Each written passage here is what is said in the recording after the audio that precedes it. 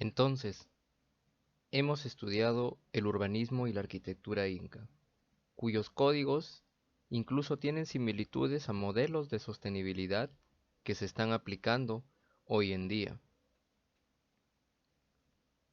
Pero estos 80 años, dentro de lo que pareciese ser una utopía prehispánica, en algún momento, por las condiciones dadas, tanto interna como externamente, iba a llegar a su fin. ¿Quieres saber cómo? Bueno, en esta sesión lo vamos a desarrollar. ¿Recuerdas esta historia? A mí me la narraron en el colegio, de seguro que a ti también. Los famosos 13 de la Isla del Gallo. A veces los relatos históricos se exageran, se alegorizan, se dramatizan para que queden más bonitos como si fueran una película. A veces se distorsionan con el paso del tiempo. Bueno, en la versión que me contaron, estos 13 españoles que venían de la Corona de Castilla de la península ibérica se enrumbaron en una empresa por la conquista del Tahuantinsuyo, las tierras desconocidas que se encontraban en el sur. Y fueron estos 13 los que tomaron prisionero al Inca Atahualpa. Yo siempre me cuestionaba acerca de la veracidad de esta historia, porque pensaba que si bien es cierto eran personas con mayor equipamiento tecnológico, pero al fin y al cabo seguían siendo 13 personas contra todo un ejército de nativos que conocían bien el territorio y que estaban asentados ahí no solamente durante 80 años, sino que era un territorio que había sido ocupado por gente desde más de 12.000 años.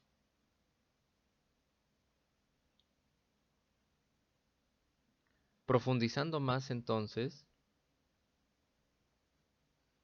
he revisado acerca de cuáles fueron las verdaderas causas de la conquista del Tahuantinsuyo. Revisando textos de la doctora María Rosdoborowski, de Valdemar Espinosa, de Raúl Porras Barnechea, coinciden en que en la conquista del Tahuantinsuyo se debió tanto a factores internos como externos. En la conversación popular entre nosotros, cuando conversamos entre compatriotas, se hace ver como que en el Incario, en el Tahuantinsuyo, en el Imperio Inca, todo era paz y felicidad, como que era una época de armonía y buenas relaciones, y que fueron los conquistadores que llegaron de Europa quienes trajeron todas las pestes y las maldades como si fuera una caja de Pandora. Sin embargo, tú tienes que saber, como estudiante de historia de la arquitectura y sobre todo conociendo tu pasado, que forma parte de tu identidad, que en realidad también en el Tahuantinsuyo habían relaciones tensas, y en algún momento, llegasen o no llegasen los conquistadores españoles, pienso que estas relaciones tensas se iban a incrementar. A ver, nosotros vemos la arquitectura y el urbanismo inca y nos sorprende el manejo que tienen de los sistemas constructivos regionales y también la integración con el paisaje que logran tanto en sus centros urbanos como en sus asentamientos y el área rural, lo cual nos hace pensar pues que además del carácter sagrado de las construcciones, había pues una suerte de armonía en esas épocas. Pero no olvides que también hay sociedades, también hay una forma de gobierno. ¿Recuerdas que te dije acerca de que hay polémicas acerca de que si realmente el Tahuantinsuyo fue un imperio? Bueno, en el proceso de expansión del Tahuantinsuyo, muchas veces se formaron curacazgos entre los señoríos regionales de la costa, quienes no eran totalmente sometidos, sino que eran anexados, pero de alguna forma consideraban cierta independencia al interior, como los Chimú, los Chachapoyas, o al sur.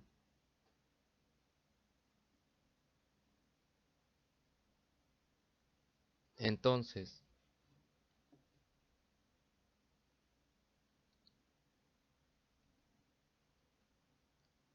imagina que ahora tu señorío, pues, pertenece a todo un estado panandino, o sea, que atraviesa todos los Andes, y que si bien es cierto, los cultivos, todo lo que se va a producir ahí, se reparte equitativamente entre todas las comunidades, incluso hay un sobreexcedente, es decir, que se produce más para poderlo repartir y hay un intercambio de productos. Sin embargo, a tus mejores guerreros, a las doncellas o mujeres más atractivas o sagradas de tu comunidad, tus mejores productos, tus mejores pieles, el mejor pescado, tiene que llevarse hasta el Cusco. E incluso algunas personas van a ser intercambiadas. ¿Recuerdas cómo hacían esto, pues, de intercambiar personas del norte con las del sur o de los Andes para de alguna manera evitar rebeliones? Bueno, imagínate que todo esto pues suceda y que a cambio te den regalos, ¿no? Pero tú sabes que hay tiempos de vacas flacas también donde comienza a escasear los productos. Entonces, en algún momento esto va a finalizar, te va a hartar, ¿no? Sobre todo si es que no hay una retribución. Entonces esto genera descontento en los señoríos, en los curacalcos que se encuentran por ahí, que se encuentran inconformes e incluso con cierto rechazo al Inca. Eso es paralelo a lo que está sucediendo en este momento en Europa. Estamos en el año 1500, o sea, en el siglo XVI. Recordarás tú que por allá, en Europa, en el viejo continente, se está dando el movimiento renacentista y el barroco. Y en España, ellos también acaban de salir de un conflicto con los moros, en el punto pues que después de toda guerra había quedado eh, las coronas españolas con escasez, con bajos fondos, bajos recursos, y es en ese momento que aprovechando que se había conocido de la existencia del continente americano, decidieron hacer una empresa pues de viajes, emprenderse a llegar por ese lugar y expandir los dominios del Imperio Español. Una parte llegó por lo que es Mesoamérica y Norteamérica, lo que actualmente es México y otros países que forman esa zona, y otros llegaron hacia el sur. Ahora bien, otra de las causas de la conquista del Tahuantinsuyo, tal cual sucedió con los mexicas en Mesoamérica, fue eh,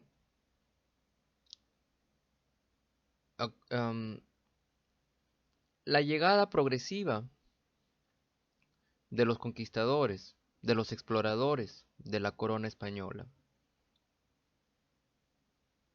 A mí me resultaba fantasioso cuando imaginaba y decía que trece personas en un momento así, de un día para otro, llegaron y conquistaron y vencieron al Inca Atahualpa en Cajamarca.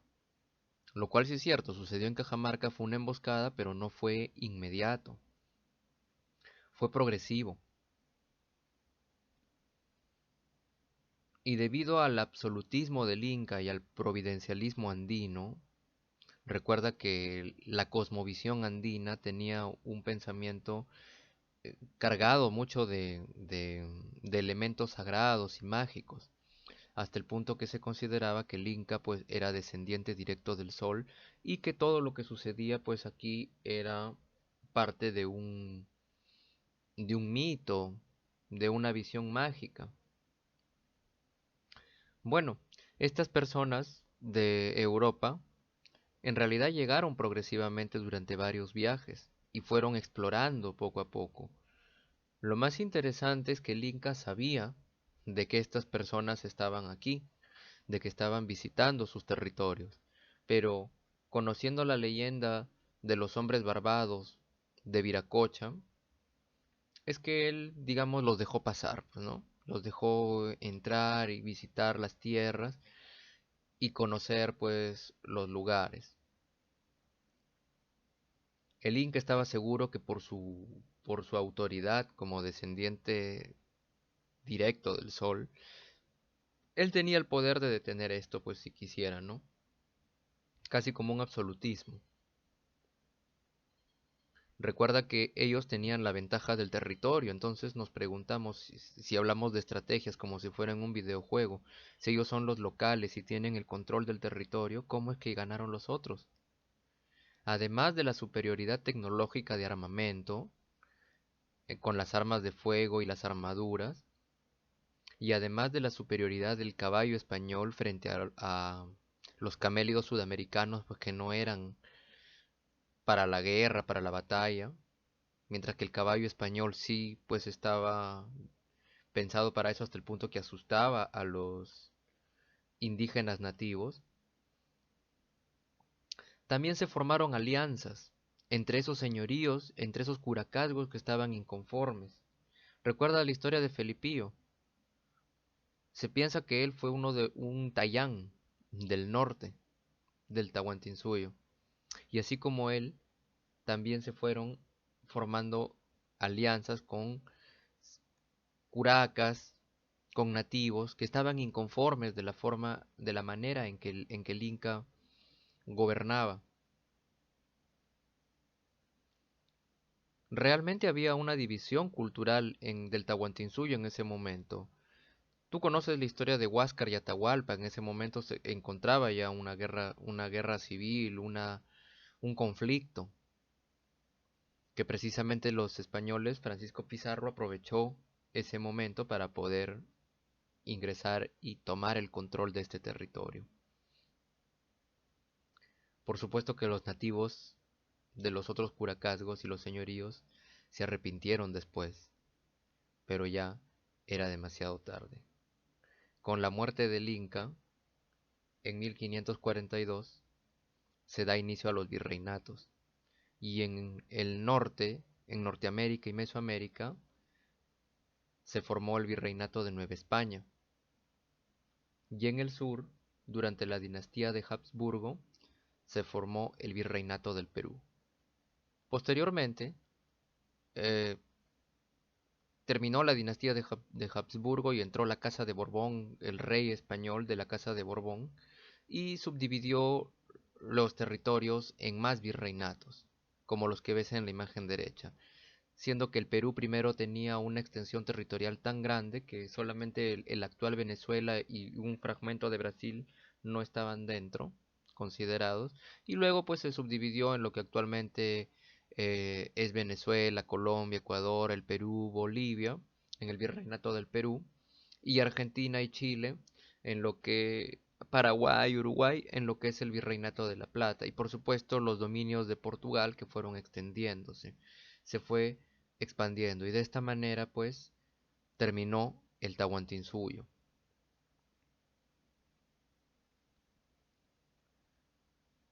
Nueva administración, nuevo gobierno, nuevos cambios. El primer desafío era organizarse y someter a la sociedad nativa, desarrollar una nueva sociedad con un modelo que venía del exterior, pues de la corona española. Nos encontramos ante una situación entonces donde el conquistador español, que tiene fines políticos y de lucro, y nos encontramos también con la Iglesia Católica, que tiene la misión de evangelizar y los fines también pues de imponer su doctrina religiosa. Esta imposición cultural, por un lado de las actividades mineras, puesto que ahora se va a cambiar de una actividad económica que en la época prehispánica era eminentemente agrícola y pesquera, ahora se va a pasar a una actividad productiva en base a la minería, a la extracción del oro, la plata, el azogue, entre otros minerales. Y por otro lado, una expansión de la religión católica que se va a manifestar incluso de forma violenta, agresiva. Esto va a producir rechazo en los nativos a través de manifestaciones culturales y también actos de rebelión y de resistencia. Incluso manifestaciones interesantes como este Taki Onkoi, que era como un ritual, una especie de ritual desarrollado en estas huacas abandonadas y en estos los sitios de poder que existían antes de la llegada hispana, que era como una manera de hacer un acto de rechazo, de rebeldía ceremonial para que el bautismo que se les estaba imponiendo no tenga efecto. Entonces, por un lado, tenemos a una sociedad que viene de afuera, extranjera, que viene a imponerse con una cultura más fuerte y a una sociedad nativa pues que está poco a poco siendo sometida, porque las rebeliones que se fueron dando como la de Manco Inca posteriormente van a ser sometidas hasta el punto de que la cultura más fuerte, que es la de la corona española, se va a imponer, pues va a someter a la cultura nativa, la va a subordinar. Fíjate en los mapas entonces, se van a crear estas rutas comerciales. Ahora va a haber una conexión, una comunicación entre lo que es España y los virreinatos, tanto de Nuevo España, perdón, como del Perú y los posteriores, estos intercambios, por lo que las ciudades costeras van a cobrar mayor importancia porque se van a desarrollar los llamados puertos. Asimismo, se van a crear caminos nuevos, nuevas conexiones para poder llevar estos minerales que se van a extraer de las partes de las regiones altoandinas. Ante tanto desarrollo, tanta riqueza, pues no, que incluso de ahí llega la frase vale un Perú, esa frase que se dice hasta ahora, de tanto mineral y tanta riqueza que había en este territorio, pues por supuesto que era muy fácil que hayan peleas, que hayan disputas por el poder, que muchas personas se asienten aquí y logren controlar y extenderse el territorio, lo cual era un riesgo para el rey en la península ibérica. Por lo que el modelo de control territorial va a cambiar. El modelo andino de integración territorial ya no les es apropiado para estos señores, por lo que van a desarrollar un modelo que más de integración va a ser de control, más agresivo, más intenso, empezando por reagrupación de las ciudades andinas, de tal manera que se les permite un fácil sometimiento de las mismas, de manera de controlar. Además, el virreinato va a tener que expandirse rápidamente, de manera que pueda llegar territorialmente y expandirse para poder evitar disputas de poder, tanto rebeliones por parte de los nativos como disputas de poder por parte de los conquistadores. ¿Recuerdas las guerras, por ejemplo, la que hubo entre la gente de Francisco Pizarro y la gente de Diego de Almagro? Entonces la expansión rápida tiene que suceder para que haya una continuidad también del territorio. De esta manera, todo el virreinato va a tener una jurisdicción política total. Esto no solamente se da desde la imposición del virreinato en 1542, sino desde ya la conquista del Perú que se dio 10 años antes. Ya empiezan estas estrategias de control territorial. ¿Te das cuenta? Entonces se va expandiendo. En solamente una década se va haciendo intenso esto. Una expansión que también da por encima de la geografía y el territorio nativo, imponiéndose encima de los sitios ceremoniales, los sitios sagrados, los centros administrativos prehispánicos, no solamente los incas, sino también los chimú, los lambayeque y otros sitios, y tratando el territorio pues de una manera diferente a como lo trataron los nativos, quienes se adaptaban, ¿recuerdas? Se integraban al entorno, tomaban en cuenta estas condicionantes de la costa y de la sierra y de las regiones altoandinas y las interandinas y las características propias de los microclimas y las ecorregiones para acondicionar su arquitectura a esos factores. Sin embargo, aquí no. Va a ser como que pues se pasa por encima de esta geografía y estos factores climáticos. De alguna manera mostrando también una superioridad racial para esa época que va a disminuir la moral de los nativos. Hasta que finalmente, también para control territorial, se fundan nuevas ciudades para de esta manera hacer oficial la colonización, imponiendo de esta manera la cultura, el poder y la religión española. Es así que de esta manera se van a fundar progresivamente ciudades, tomando importancia tanto la costa como la sierra. La costa por el lado por lo que se van a crear puertos que van a permitir, como te dije, esa comunicación con el viejo continente, con la península ibérica, y la sierra también, porque es una manera pues de tener un sitio administrativo para poder regir, regular los minerales que se están extrayendo y de esta manera pues llevarlos hacia la costa.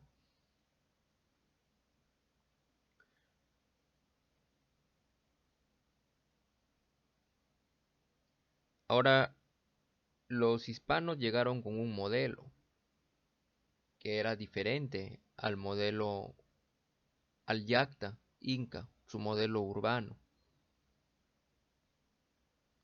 Empezando porque en este caso sí se uniformiza, sí se trata de uniformizar el urbanismo con un modelo que se ajusta o que se trata de ajustar a todas las ciudades que se van a fundar. Mientras que en el Incario estos modelos pues no eran uniformes, tenían similitudes como códigos que hemos estudiado, pero variaban, ¿de acuerdo? Pero aquí no. Entonces digamos que hay una suerte de 10 reglas de urbanismo, como por ejemplo que para fundarse una ciudad tenía que el lugar ser accesible y estar ventilado, o sea, tener llegada de vientos, tanto del litoral como vientos de la montaña, y que sea accesible, tanto desde el mar como que también sea comunicado.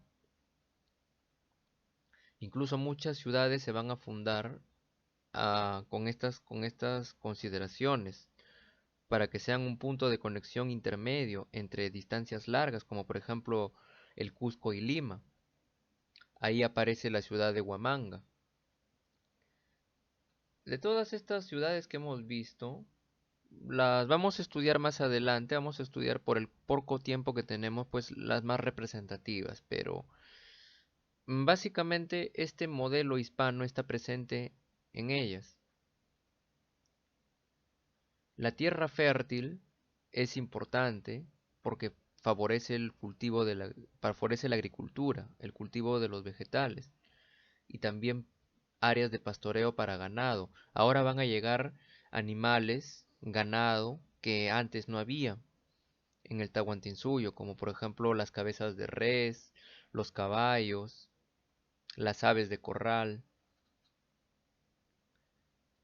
En cuanto al trazado ya de la ciudad, una vez que estaba elegido el lugar, el sitio, la trama urbana iba a ser siguiendo el trazado de un damero, quiere decir calles rectas, perpendiculares, con manzanas uniformes, que tenga una plaza mayor y manzanas que iban a ser subdivididas en 4 partes llamadas solares. De ahí aparece el término vivienda solariega. Esto con fines defensivos, con fines de reunión también, de tal manera que se tenga una vista, al ser todas las calles rectas, sin e iguales y uniformes, regulares, podías tener una vista desde un extremo hasta el otro extremo, como una estrategia de defensa. Al igual que la plaza mayor en tiempos de guerra, de peleas, de conflictos, se convertía en plaza de armas, como un punto de reunión y también de ataque. Además, en las ciudades costeras se van a desarrollar defensas perimetrales, como por ejemplo en Lima con su muralla o en el caso de Trujillo. Una condición también para evitar rebeliones era que en las ciudades tenían que haber como mínimo 30 personas, pero de origen español, o posteriormente criollos, pero no nativos, no indígenas. Los indios, como decían ellos en esa época, estaban fuera de la ciudad. De esta forma, estas nuevas ciudades se iban imponiendo sobre las ya existentes y se convertían en centros administrativos y religiosos con radios de influencia. Tú ves ahí en la imagen derecha el plano de Lambayeque, el plano de Piura del siglo XVIII, o sea, en la época de 1700, donde se puede apreciar este trazado de damero. ¿Lo ves? Las calles iguales, regulares. Bueno, pero también se encontraron con algo diferente, ¿ah? Por ejemplo, en el caso del Cusco, que es de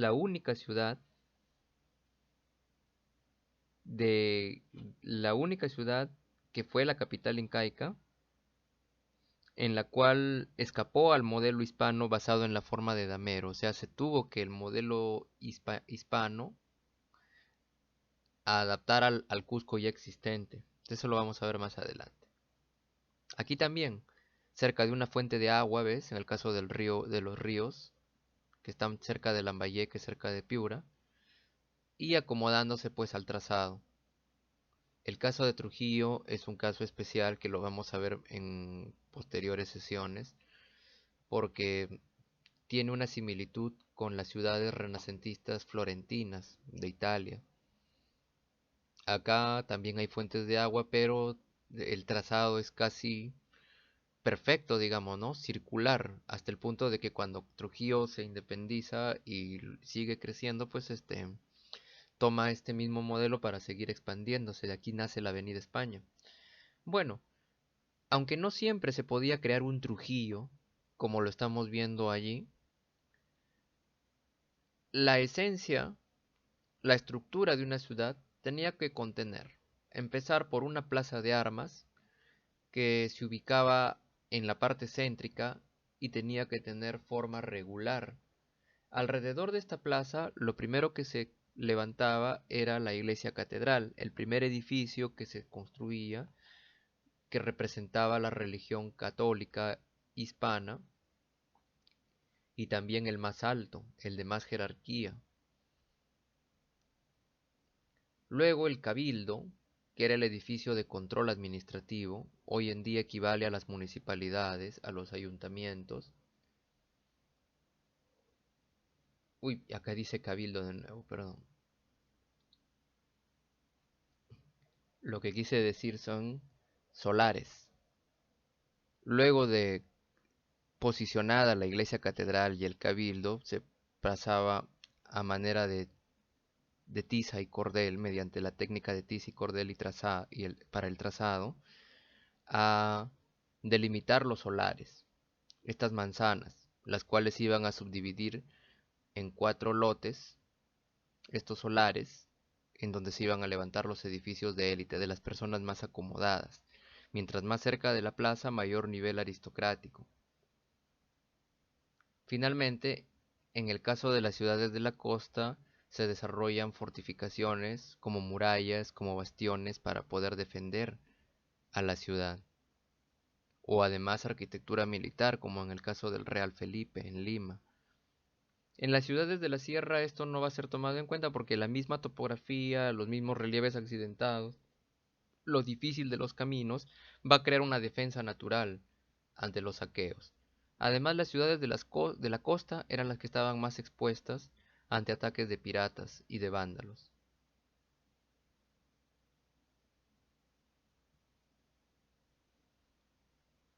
Las transformaciones urbanas se van a comenzar a dar. Y como te dije, el Cusco es la única ciudad que se escapó al modelo hispano de forma de damero. El trazado de la parte central reflejó el modelo prehispánico, manteniéndose la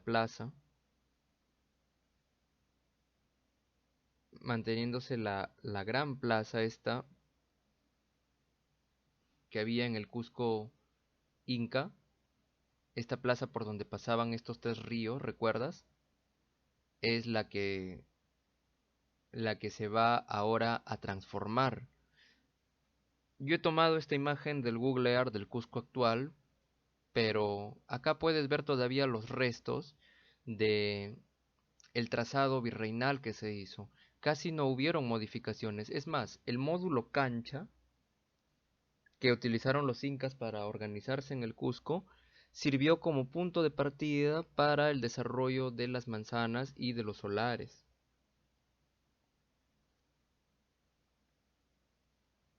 Contrariamente a lo que podríamos pensar, así como sucedió en otras partes, los españoles no destruyeron el Cusco. Se pensaría que fue con la llegada de Francisco Pizarro en 1533 que se destruyó el Cusco, pero fue en realidad posterior, en años posteriores, a raíz de los levantamientos, las rebeliones que hubieron como la de Manco Inca, en el que el ejército incaico sitió la ciudad e incendió la mayoría de sus edificios. Entonces es ahí en la reconstrucción española de la ciudad cuando los restos de estos edificios destruidos incaicos terminaron convirtiéndose en cimientos de las nuevas construcciones virreinales. En otros casos sí, los edificios incaicos fueron desmantelados o modificados o adaptados a los nuevos usos como viviendas, templos católicos, conventos y edificaciones religiosas.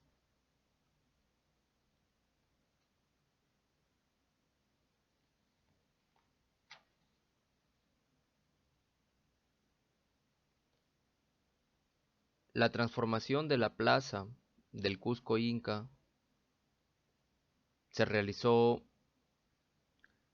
era una plaza grande, pues, ¿no? Cuando la vimos en las sesiones anteriores, donde se encontraba el Ushnu o pirámide ceremonial, con un gran distanciamiento de las construcciones periféricas, como las callancas, los incahuasis, los agyahuasis, pero ahora no es acorde a las ideas pues que tienen en el modelo hispano, y aquí se va a ver una de las transformaciones de las transformaciones físicas que se hicieron en esta ciudad.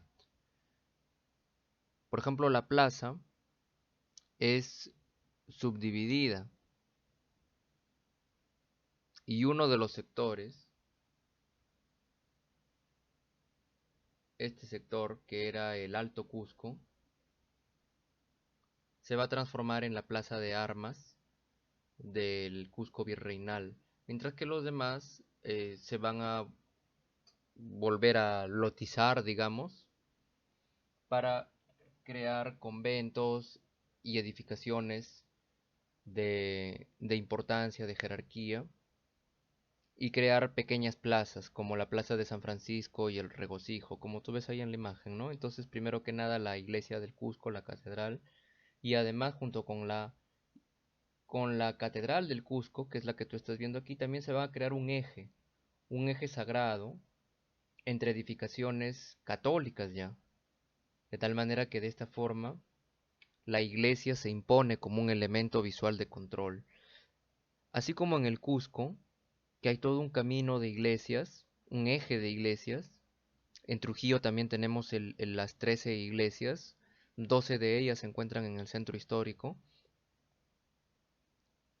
Este edificio es el que va a marcar su posición como arquitectura imponente, como construcción imponente, que precisamente difiere de las que se encontraban en los tiempos prehispánicos y que refleja lo que es la Iglesia Católica y el Imperio Español.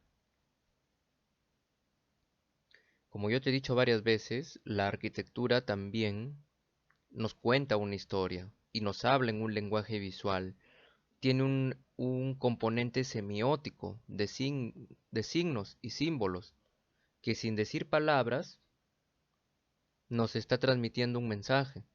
Y en este caso, al colocar una iglesia frente a un asentamiento inca o prehispánico de las culturas que coexistieron con ellos, como los chimú o los lambayeque, esta iglesia pues se va a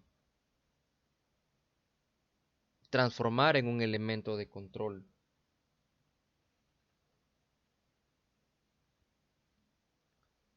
De esta manera, la, la iglesia termina siendo una mole, no solamente por un lado para evangelizar, sino también para intimidar a los nativos. Ahí tienes un caso del asentamiento de Nieve Nieve en Guarochirí. Sobre este sitio se han dicho, hay dos posiciones. Hay una que dicen que fue inca y otros dicen que o hay una posición que dice que fue inca y se estaba construyendo justo en el momento de la conquista, por lo cual se vio interrumpido, mientras que hay otras posiciones, otras teorías que dicen que este sitio no fue inca, sino que fue hispano, pero construido con técnicas indígenas. De todas maneras, en este asentamiento, tú ves allí, está acá el sitio. Hoy en día es una ruina en Guarochirí, en el Valle del Lurín, por Lima. Y acá aparece la iglesia.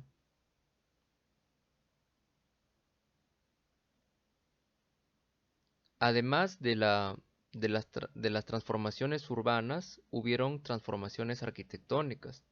Como esta hipótesis interesante que yo he encontrado aquí de el investigador Cornejo, que hablando del mismo sitio de Nieve Nieve, considera que, o teoriza, hipotetiza, supone que esta iglesia española, que tiene una planta de una sola nave que remata en un ábside, en realidad fue una callanca, que fue readaptada. Aunque también hay otras opiniones que refutan esta hipótesis de que no, pues no es una callanca por las evidencias que van encontrando, a pesar de que hay similitud con algunos elementos de los códigos expresivos de la arquitectura inca, también hay evidencias como que el muro es construido todo de una sola hilada. No hay evidencias físicas de remodelaciones. Que si tú tuvieras una callanca, pues y construyes un muro nuevo como en una casa, se viese diferente la parte de la remodelación, se podría identificar. Pero bueno, de todas maneras me parece un caso interesante como hipótesis, porque también es cierto que sí hubieron otros, como por ejemplo los Ushnus, que se destruyeron, como este de Vilcahuamán, para poder dar paso, mira acá está la cruz cristiana, la cruz católica,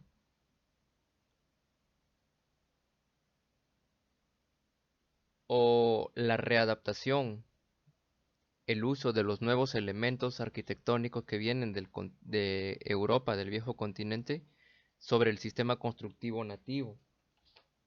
La presencia de lo prehispánico se manifiesta no solamente en la permanencia de lo esencial y casi indestructible de las estructuras incaicas o prehispánicas, sino también porque sobreviven algunas técnicas, sobre todo el uso de los materiales y los sistemas constructivos, que están de alguna manera pues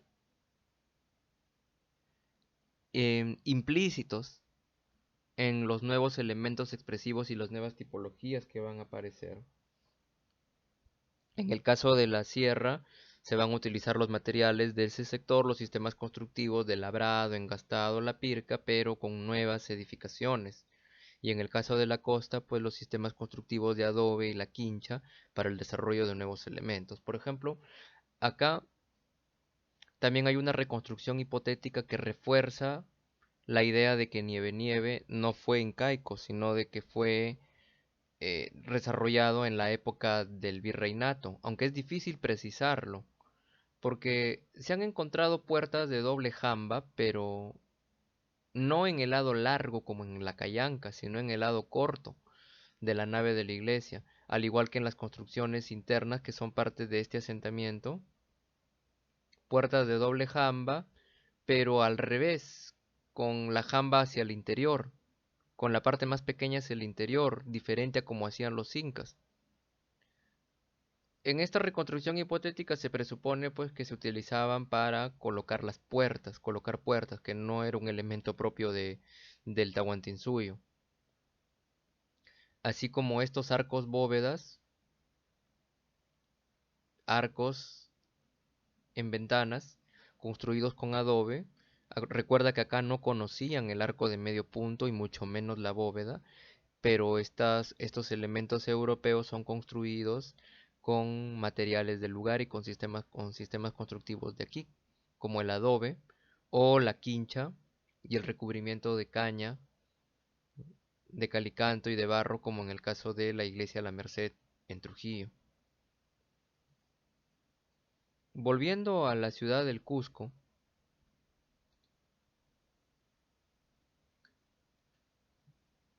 esos mismos elementos arquitectónicos también se fusionan con el sistema nativo, el sistema constructivo nativo. Aunque en el caso del Cusco, así como en cuanto a su trama urbana, todavía se ve el reflejo de lo incaico, la arquitectura de aquí también de alguna manera se resiste a ser totalmente em, absorbida por la hispana. La construcción de los templos cusqueños es de piedra, en todos sus elementos menos en las bóvedas. Las bóvedas son de ladrillo revocado con yeso. En la imagen tú puedes ver las cubiertas pues de la iglesia catedral del Cusco. Acá tú ves las bóvedas. La mayoría de estas, en la mayor parte de los casos, son bóvedas vaídas, como la que tú ves aquí en la imagen, tanto en las naves centrales de la iglesia como en las naves laterales. Y van a ver pues los campanarios que son representativos de este tipo de templos católicos. Los volúmenes que van a resultar entonces de esta estructura de piedra van a ser recios, compactos y bastante expresivos. Estas superficies llanas de los muros hacen que se destaque con gran fuerza las portadas. Otros elementos, si has estudiado los elementos arquitectónicos europeos en Historia 1, Historia 2, en Historia 2 más que todo, también recordarás estos, pues los pináculos, las cúpulas, los arcos de medios puntos, las pilastras, que son pues de ascendencia, de influencia europea, y los vas a ver reflejados aquí en estas construcciones, pero también con las limitaciones y las características del sistema constructivo propio. Estamos sentando entonces a un producto amestizado. Esto que tú ves aquí se llama sincretismo. Es cierto que una cultura se impuso sobre la otra, la cultura extranjera se impuso sobre la nativa, pero de la unión de ambas se van a producir sincretismos religiosos y también sincretismos artísticos en su arquitectura. Claro que en otros casos sí se van a destruir la mayor parte, se va a perder la mayor parte del edificio para la construcción de conventos, iglesias, como en el caso del templo del Coricancha, también en el Cusco, sobre el que los dominicos construyeron su iglesia. Este es el monumento cusqueño que refleja mejor la superposición de dos arquitecturas. Irónicamente, bueno, curiosamente en esa época era como un rechazo, como una manera de destruir lo que existía para imponerse, pero hoy en día en el Cusco actual, de la unión de estas dos culturas, tenemos este monumento ahora, en el que dialogan tanto pues la parte de lo cristiano con las bases de lo andino. de lo incaico. Esta es la reconstrucción de cómo pudo haber sido. Igual acá en el plano se ven las canchas como módulo de organización de este templo andino, y posteriormente pues los muros de la iglesia de Santo Domingo, donde se ve acá lo que te digo, mira aquí el templo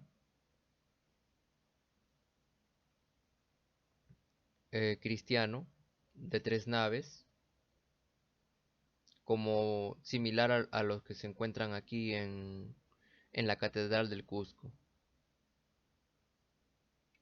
Ahora, la arquitectura va a variar, no la podemos generalizar al igual que en el Incario a la arquitectura del virreinato, pero sí podemos hablar de rasgos generales, sobre todo por lo expresivo y los códigos que se van a ver por fuera. Recuerda que en estas épocas todavía no hay el movimiento moderno, por lo tanto la arquitectura también está considerada dentro de las artes mayores, como tú estudiaste en Historia 2. Entonces, por los rasgos de la arquitectura, sobre todo los elementos arquitectónicos, es que vamos a notar los cambios, las transiciones. Hay que recordar, tienes que recordar que España de aquella época también venía de una fusión cultural, así como acá hay una fusión cultural en el virreinato, también ellos venían de una fusión cultural entre lo islámico y lo cristiano, de tal forma que el mudéjar, el plateresco, el propio estilo islámico también va a llegar indirectamente en los conocimientos de la corona española, de los constructores que vienen de la corona española. Entonces, ese renacimiento español que estudiamos en Historia 2 es uno de los primeros cambios que van a suceder para posteriormente desarrollarse un barroco español que va a llegar también ya de ya del viejo continente, diferente al barroco francés y al barroco italiano, un barroco ya más españolizado, que se va a juntar con la técnica constructiva que hemos visto en las imágenes anteriores y con el simbolismo andino y también con el mudéjar que está presente de las celosías, los arabescos y otros elementos de influencia islámica, y van a producir el llamado barroco andino. En la primera mitad del siglo XVII existieron variaciones estilísticas regionales que se dieron tanto en el tiempo como en el espacio. Entonces, primero iniciamos con un barroco moderado, en los primeros 30 o 40 años, que le cede el paso a formas más movidas y complicadas. Ya un barroco peruano, pues un barroco fusionado entre el barroco europeo y el churrigueresco, que perduran hasta mediados del siglo XVIII, en el cual la ornamentación se va a hacer más recargada y se va a comenzar a sentir las influencias del rococó en el mobiliario, en la ornamentación, en los elementos expresivos, porque aquí en estos rasgos generales de la arquitectura, también en la arquitectura religiosa como en las de las viviendas de élite se van a em, manifestar elementos arquitectónicos ornamentales, constructivos, estructurales, diferentes, hasta que finalmente la tendencia de estos estilos pues desemboca en el neoclasicismo, con ya para finales del siglo XIX y a puertas de la independencia del Perú.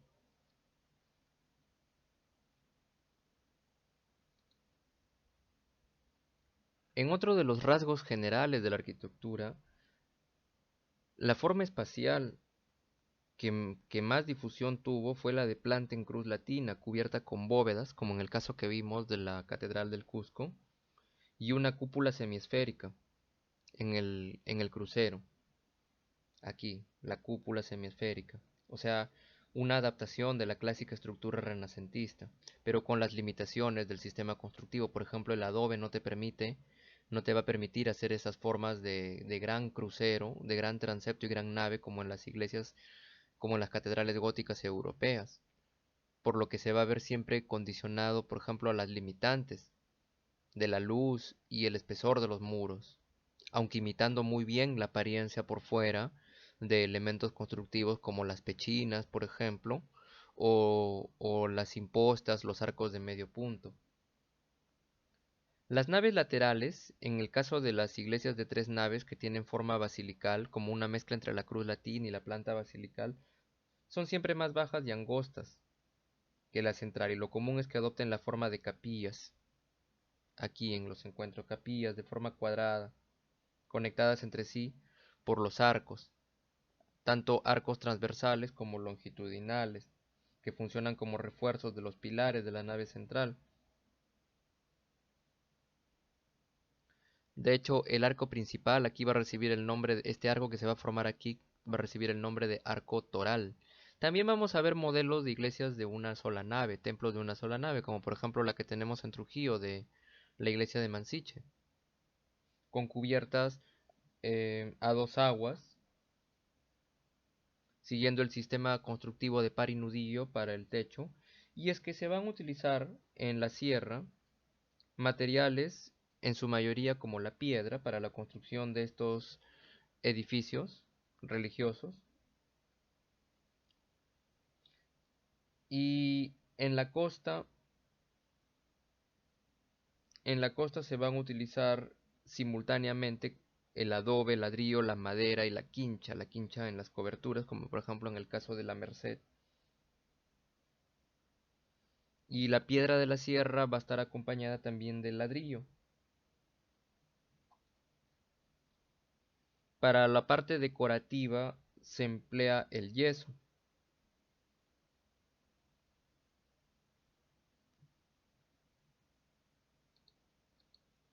sobre todo en la costa, mientras que en las iglesias de la sierra vamos a ver un labrado precioso, bien logrado, casi caravista, como has visto en los ejemplos.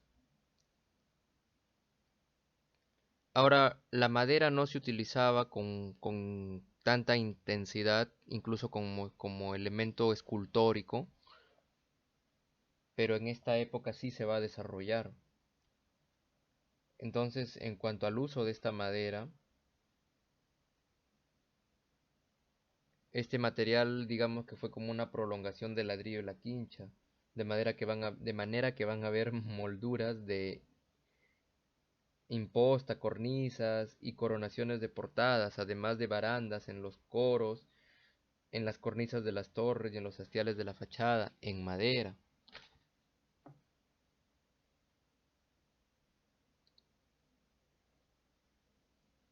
Y junto a la tipología del templo también vamos a tener la casa. En la imagen puedes ver una planta típica, la casa patio solariega, destinada a las viviendas virreinales de élite.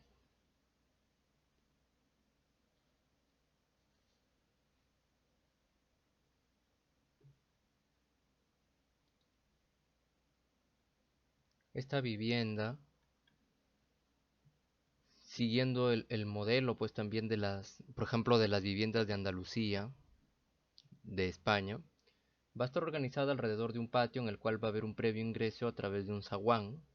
Si el solar es grande, pues va a tener dos patios organizadores y un huerto al final, donde van a estar también los servicios higiénicos porque la red de desagüe es precaria, pues en esas épocas, las redes de desagüe.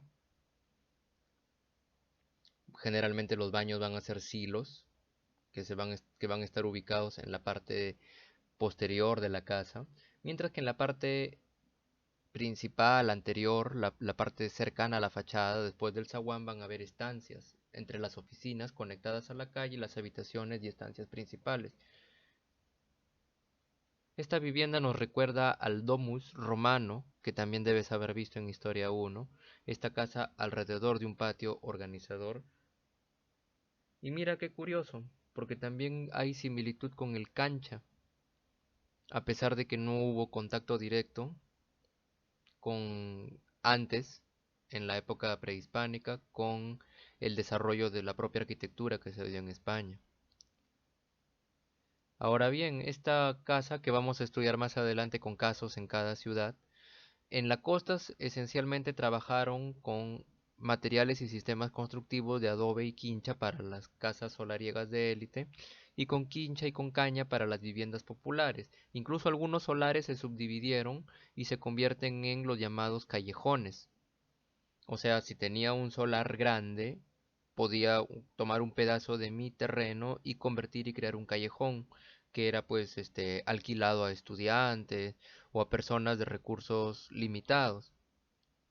En el caso de las viviendas de los indígenas, pues la quincha y la caña, de la misma manera en la sierra, para estas viviendas populares, la pirca y el ichu en las cubiertas.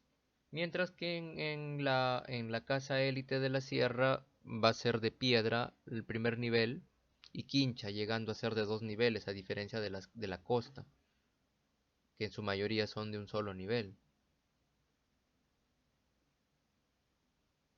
En síntesis, entonces, en este proceso nos encontramos ante un modelo español que también viene influenciado por estilos europeos, como los propios que te dije, los islámicos, y también los modelos barrocos italianos, los modelos franceses, y va a estar de alguna manera también sincretizado este modelo español, su propia arquitectura, más las influencias de otros estilos, que van a ser traídos a través de los alarifes y los artesanos, estas formas arquitectónicas y estas técnicas de construcción europeas al virreinato del Perú y en general a toda la América hispánica.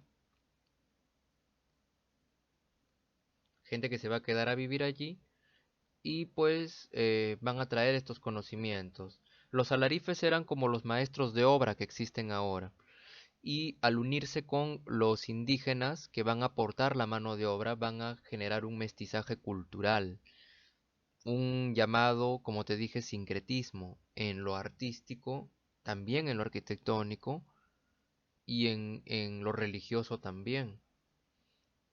Así se va a producir la arquitectura virreinal. Y tengo que hacerte notar aquí que también, como te dije antes, este proceso de expansión y de conquista tuvo que ser rápido, es también que se va a producir, gracias a esto, esta fusión que va a crear este barroco andino y esta arquitectura virreinal peruana, que es diferente a la arquitectura de Nueva España, actual México, y que va a crear incluso variaciones regionales, porque aunque va a haber una uniformidad volumétrica, formal, expresiva en las tipologías, si las miramos con detenimiento, como en los siguientes casos que vamos a ver posteriormente, vamos a encontrar diferencias muy propias de la interpretación que cada alarife va a hacer.